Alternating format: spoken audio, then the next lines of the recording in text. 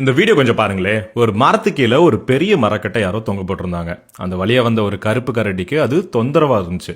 அதனால லேசா அதை தட்டுச்சு. மரக்கட்டை திரும்பி வந்து அதோட தோளில் மோதுது. அந்த ஒரு சின்ன அடி கரடியை கோபப்படுத்துது. என்னே திரும்பி அடிக்கிறியான்னு இப்ப பலமா தாக்குது. மரக்கட்டை உயரமா போய் இன்னும் வேகமா திரும்பி வந்து கரடியின் மேல மோதுது. இந்த தடவை வலி அதிகம், ஆனால் கரடியோட கோபம் அதை விட அதிகம்.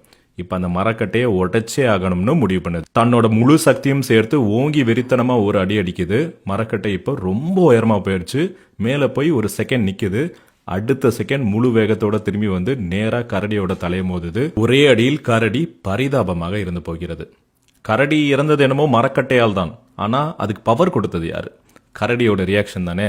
இதுதான் சைக்காலஜியில் ஃபெஸ்டிங்கர்ஸ் லான்னு சொல்லுவாங்க. ஆக்சுவலாக நம்மளை காயப்படுத்துகிற பல விஷயங்களுக்கு பவர் கிடையாது, நம்ம தான் அதுக்கு பவர் கொடுப்போம். ஃபார் எக்ஸாம்பிள், யாராவது நம்மளை ட்ரிகர் பண்ணுற மாதிரி பேசிடட்டுமே, இல்லை லைட்டாக முறைச்சிடட்டுமே, இல்லை நக்கலாக சிரிக்கட்டுமே, அவ்வளவுதான்.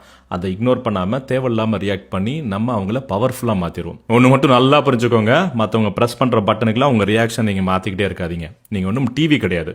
உங்கள் வாழ்க்கையோட ரிமோட் எப்போதும் உங்கள் கையில் தான் இருக்கணும். ப்ளீஸ் அதை மற்றவங்கள்ட்ட கொடுத்து இன்னும் ஹர்ட் ஆகிட்டே இருக்காதீங்க.